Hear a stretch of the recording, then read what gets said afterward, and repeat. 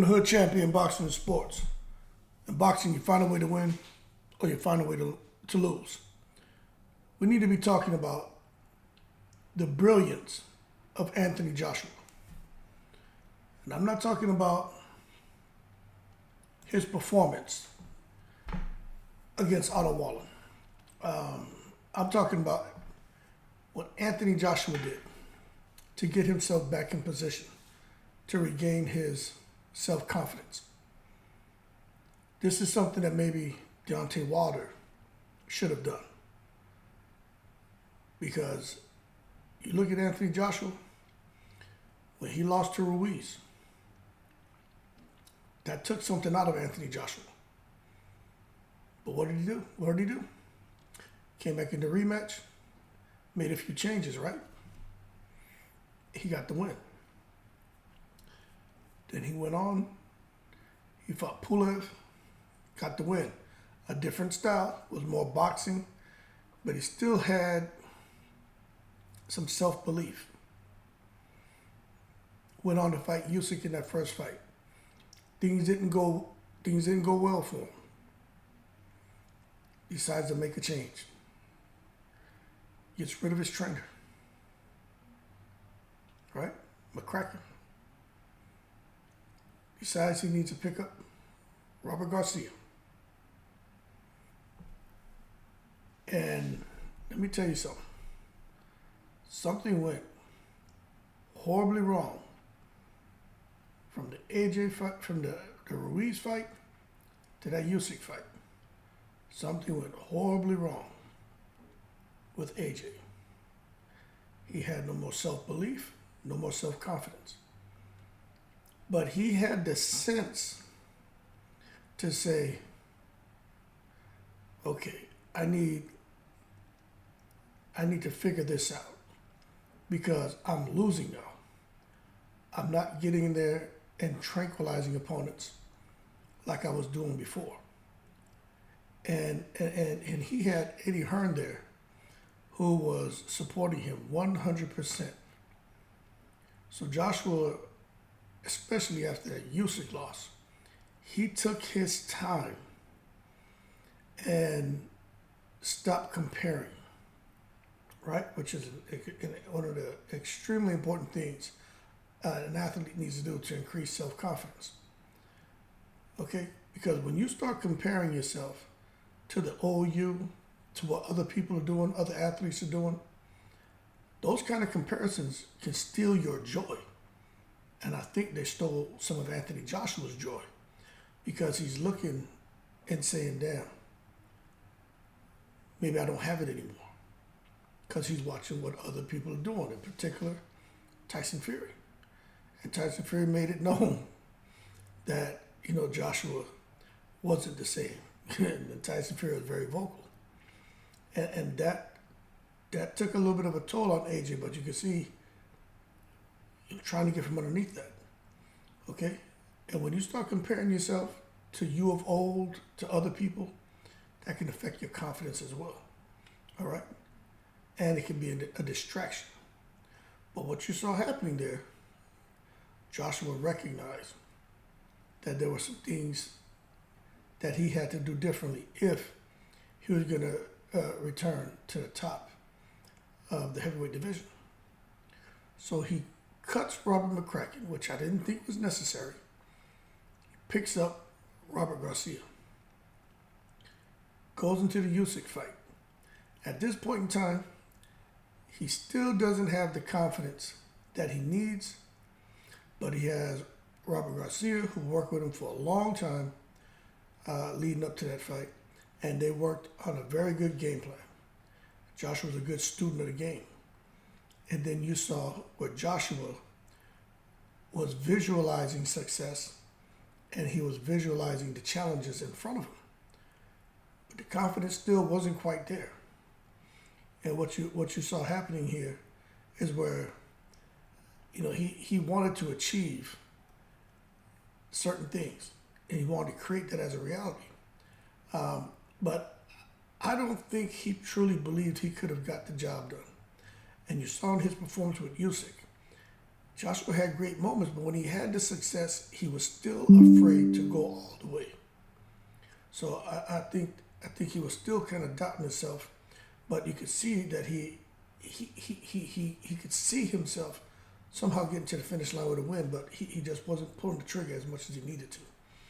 And I think there were times in that fight, that second Usyk fight, where he said, you know what, no matter what happens, I'm going to work through this and I'll be okay. And I think he felt at the end of the night that he may have done enough to get that win, even though a lot of us don't feel that he did. And that's why he had the outburst and the meltdown, and you saw so many emotions running through him, because he had visualized success in that fight, and he had visualized the challenges that he would face, and he felt that he did everything he could have, left no stone unturned, to where he should have got in there and got the win. That's why he asked Usyk, "You're not strong. How'd you beat me?" Because Joshua really felt like, with his preparation and what he saw, knowing where Usyk should have clipped him. So then you see after that fight, right? Joshua says, you know what? I need to make another change. Because now AJ, what little bit of confidence that he had gained going into that Usyk rematch, it was all gone now. And when you see this happening, right, that's not good. The entire boxing community, even there in the UK, turned their back on AJ. Because what happened to him is I always say, you know, you have Anthony Joshua, I say Anthony, then you have Big Femi. Big Femi was gone. But this is the brilliance of AJ. He says, you know what, I need to do something different. Because whatever I'm doing, it's not working now. And I don't want to continue on a losing path. And he had 100% support from Eddie Hearn. Now you can say, well, you know, Joshua's Eddie Hearn's investment. Can't allow Joshua to mess up the money. So Eddie Hearn's going to do whatever Joshua says. I think Eddie Hearn really cares about AJ. I really do. I think there's true friendship there. Of course, it's business too, but I think Eddie Hearn really cares. And what you saw happen here, what AJ did, and what Wilder should have done. Remember, AJ was fighting like once a year. Wilder, after being so inactive, maybe Wilder, instead of going right into that Parker fight, I understand there was some good money, but maybe Wilder should have taken a couple little tune-ups, you know what I'm saying, to get himself where he needed to be to take on a guy like Parker or the elite fighters like an AJ and stuff. But AJ said, you know what, I need to make a change. He even left the UK. Started training with Derek James. And whatever Derek James did over there, you could see it started to give Joshua a little bit more confidence. He comes out, he fights Jermaine Franklin. Okay? He does good in that fight. And he's looking good. Then AJ says, you know what, I need to have a couple more fights, which he does. He ended up having 3 fights this year. And AJ looked good. He looked really, really, really good in his fights with Hellenius. He looked like he was getting some of the confidence back. He was trying to stick to the game plan. But you saw he was letting his hands go a little bit more. And then with this fight against, he just knocked out of Wallen, which was, let me tell you, I felt like AJ was going to lose that fight. But he came back and he realized, okay, I made my changes with my trainer. I have Derek James. However, this isn't really working because I got to do so much flying. And now I got this fight in Saudi. I need to set up camp back home. And he was very comfortable with Ben Davison already. Started working with Ben Davison. Recognized that there was something there that he just hasn't been receiving. And he said, you know what, let me go this route. So he made another change. trainer-wise, and on his path to regaining his self-confidence. And I don't know what Ben Davison did with him, but we had Big Femi back. And you saw what happened in that fight with Otto Wallin. When you get a guy like Anthony Joshua, who was able to stop comparing. It took him a couple years to get back to this point. He stopped comparing, allowing comparing himself to other people or what he was doing before the Ruiz fight. He stopped letting that steal his joy. He started to visualize successes and challenges, and he started making them a reality. He started to use affirmations. If you listen to Joshua talk, he talks a lot about affirmations. If you don't know what those are just positive statements or mantras that you say to help you maintain your focus and your motivation, which is what Joshua needed. And he was able to do that.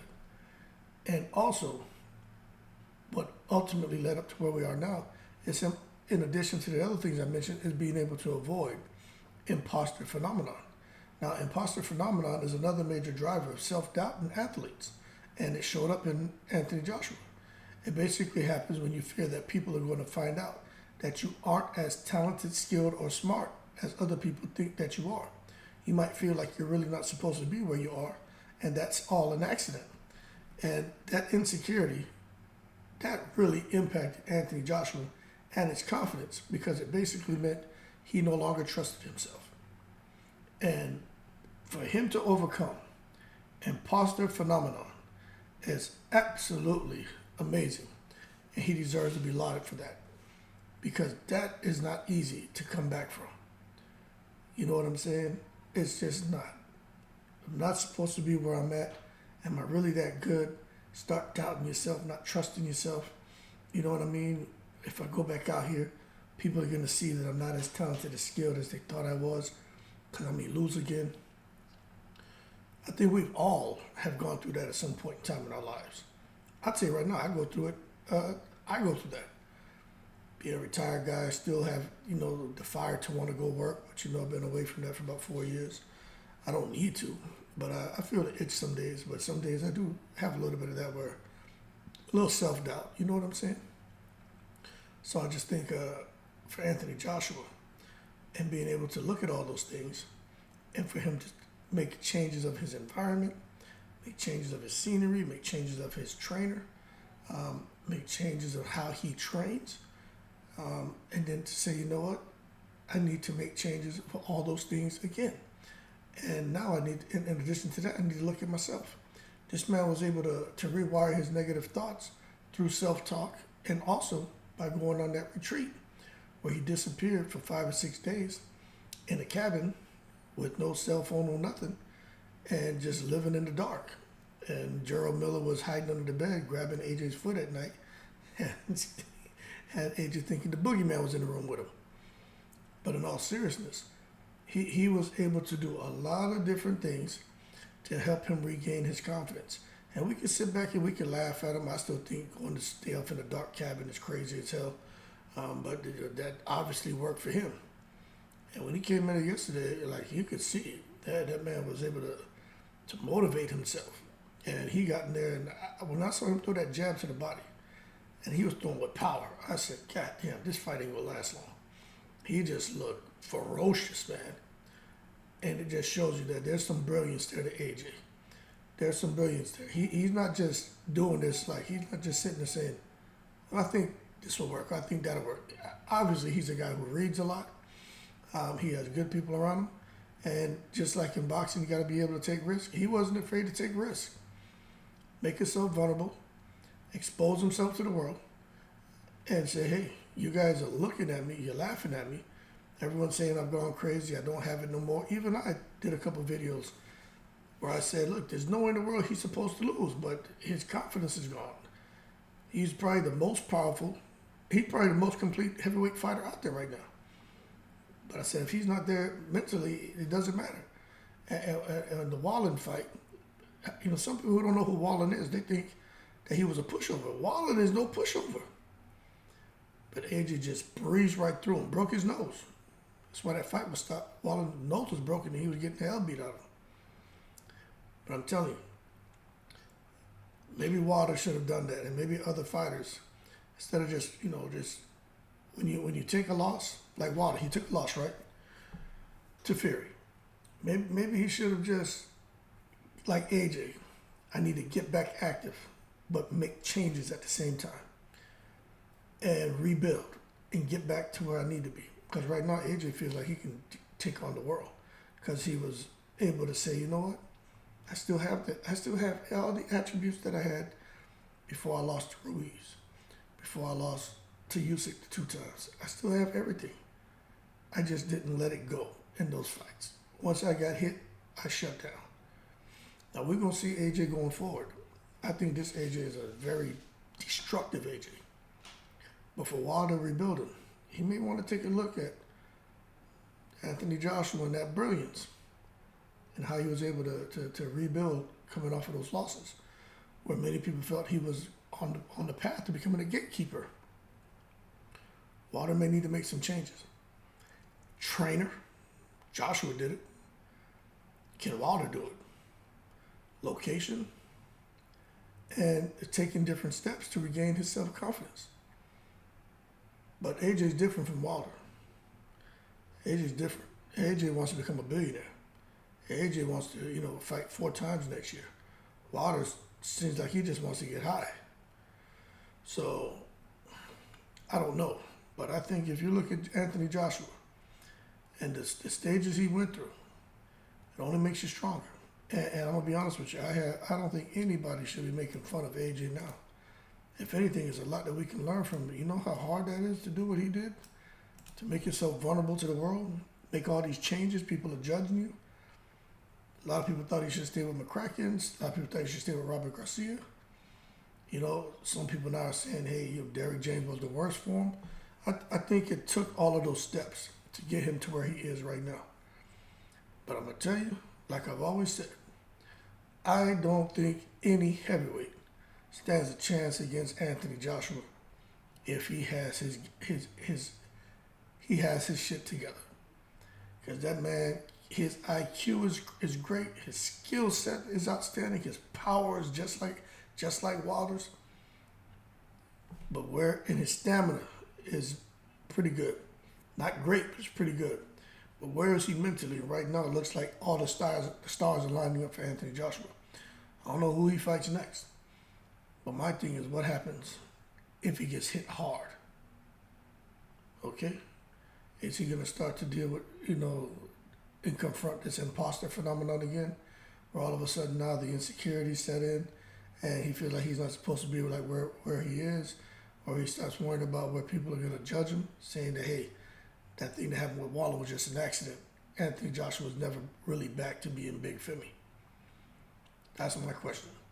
If he fights Flip Hergovic and gets cracked, if he just happens to fight Wilder and Wilder lets his hand go and he gets cracked, what's Big Femi going to do? Is he going to fight fire with fire? Or is he going to be scared to punch? Scared to get hurt? Like he was in the second Usyk fight. That's what I'm going to be looking at. I'm going to be paying attention to it. That being said, y'all keep cool. I think there's a lot that can be learned from Anthony Joshua and how he took those years and times and took those fights to rebuild himself. And I think for Gerald Miller and Deontay Wilder, maybe they should pay attention to that. Still a lot of money on the table for both of them if they want to do it. But just take your time, rebuild. But the problem is they don't have the support system that Anthony Joshua has. The system that's supporting Anthony Joshua, they've got the money, right? And I'm just not sure Deontay Wilder has that kind of support coming from Shelly Finkel. And Gerald Miller definitely doesn't have that support coming from anybody. But that being said, that's their issue they got to work on. But Anthony Joshua showed us that he's a brilliant man. And he showed us that he knew what steps he had to take to get him back to where he felt he needed to be. And right now, Big Femi is looking on the path to destruction and becoming heavyweight champion again. Keep cool, I'm in the breeze.